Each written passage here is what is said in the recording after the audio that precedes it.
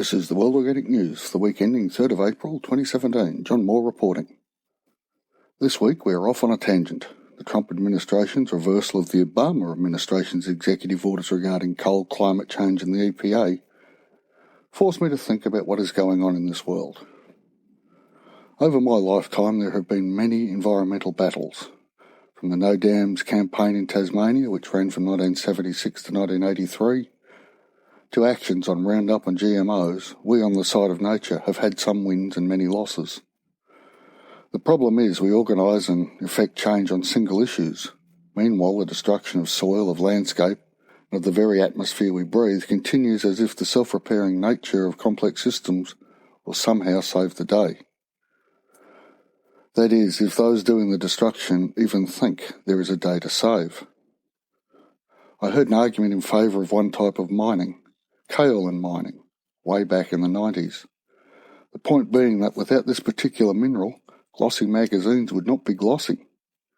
For the wonder of fashion magazines, old-style pornographic material, and certain business cards, open-cut mines rip the earth bare to collect the kaolin. It is then processed to make it useful to the paper industry. Anyone who has seen an open-cut mine will be in no doubt it does damage to the land being mined.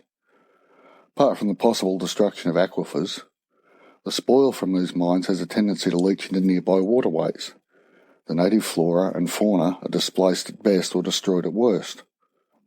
All so that we can have images and text on glossy paper. Certainly technological changes have led to less demand for the physical magazines, but when I last checked a news agency, the number of glossy magazines was still quite considerable. But if we stop this sort of activity, we will throw people out of work, I hear you say. True enough. Yet the whalers of the late 1970s converted into whale watch tour operators in the 21st century. Now I know miners are unlikely to find jobs in tourism. The point is other uses can be made for the resources and other forms of employment found for workers. The problem is mining is a dangerous business. This led to it becoming unionised in many parts of the world. This in turn led to higher production costs to meet improved safety standards and higher wages for unionised miners. It is unlikely a tour guide's income will match that of a miner's. I'm not attacking miners in this piece, nor any other worker. Two of my great-grandfathers were waterside workers, and both of my grandfathers unionised manual labourers in the scrap metal and brewery industries. I understand the dignity of work and the soul-destroying pointlessness of it too, at times. What I'm getting at here is the dislocation which will occur when we finally make the change from extraction to circularity. That move looks ever more distant. Capitalism, in air quotes, won the Cold War. Despite the fact the excesses of capitalism were kept in check by the counterbalancing forces of communism, once communism was overwhelmed by fax machines, food and computer technologies, capitalism returned to its pre-1917 preoccupations of monopoly formation and profit extraction. We are therefore faced not with the changing climate, but a more militant, strident form of capitalism than the one which reacted to Rachel Carson's Silent Spring back in 1962. The continual doomsday predictions of Greenpeace, the Australian Conservation Foundation and others since the 1970s has got them to the same point of irrelevance as the boy who called wolf once too often. To my mind, these large activist organisations have become little better than the corporations and governments they oppose, in air quotes, full of well-meaning individuals but caught up in the very system they are attempting to change. I will give you an example from the Greenpeace Australia Victories page. Quote, May 2010, sweet success for Kit Kat campaign. We asked, Nestlé has answered. Nestlé agrees to stop purchasing palm oil from sources which destroy Indonesian rainforests. End quote. You will note this has nothing to do with actually reforming the food system which makes the need for a Kit Kat possible. It is varying from where the fat in these snacks is sourced, or more accurately, not sourced.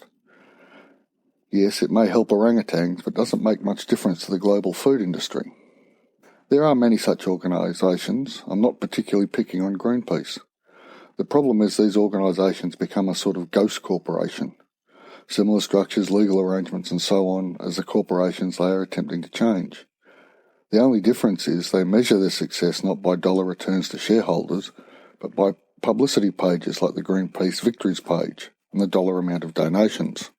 There have been wins, but most of these are single-issue wins.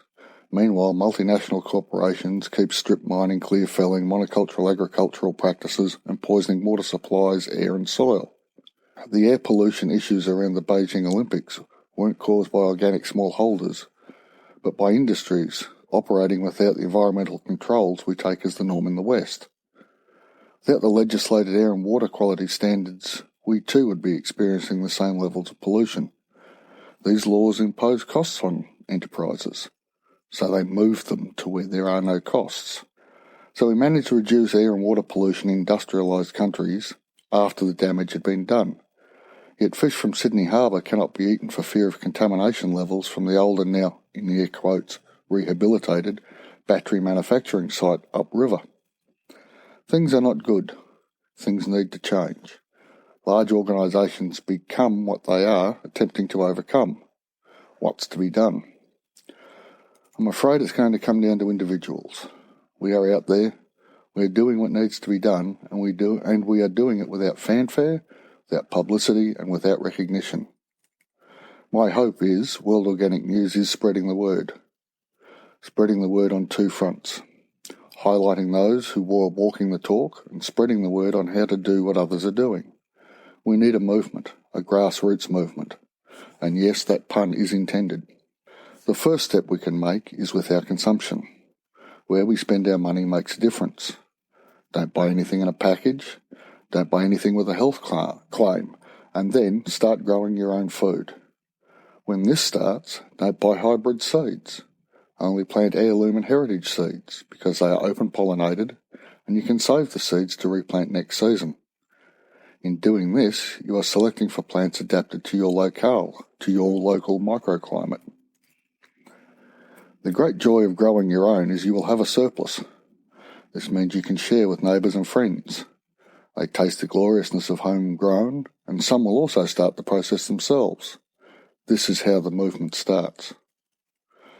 Despite the calls for the end of coal and oil-based economies, where these meet the reality of climate change are not just in transport and energy production, but in agriculture. Fossil fuels are used to create synthetic fertilisers, to move them to farms and gardens, and on larger production units using tractors to distribute them across the landscape.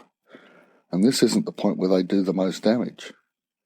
It is in the soil that artificial fertilisers are most likely to influence climate change. By killing off soil biota, they release soil carbon. The oceans are doing a stellar job absorbing excess carbon, but even they have limits. A return to humus-based agriculture and gardening will have a major effect on climate change by sucking carbon out of the atmosphere and locking it back in the soil where it belongs, where it will grow better plants and hence animals. The blog, Forgotten Soil, posted back in August 2016 a piece entitled The Debate of Our Time. It is all about humus and soil health. And yes, whether we are to use humus or chemicals to feed our soils and hence our plants and thence ourselves should be the debate of our time. But sadly it is not. So join the movement. Do it quietly in your backyard. Do it in a window box or in plant pots or across broad acres. Do it where you are now. We will find one another, we will feed ourselves, and we will mitigate climate change. And then we can reverse it. But we must start. We must take our first faltering steps. Remember, in each seed we plant is a revolution in food, in health, in climate, and in humanity. And that brings us to the end of this week's podcast. If you've liked what you've heard, please tell everyone you know any way you can. I'd also really appreciate a review on iTunes or the podcatcher of your choice. This may or may not help others to find us, but it gives this particular podcaster an enormous thrill. So thanks in advance. Any suggestions, feedback or criticisms of the podcast or blog are most welcome. Email me at podcast@worldorganicnews.com. Thank you for listening, and I'll be back in a week.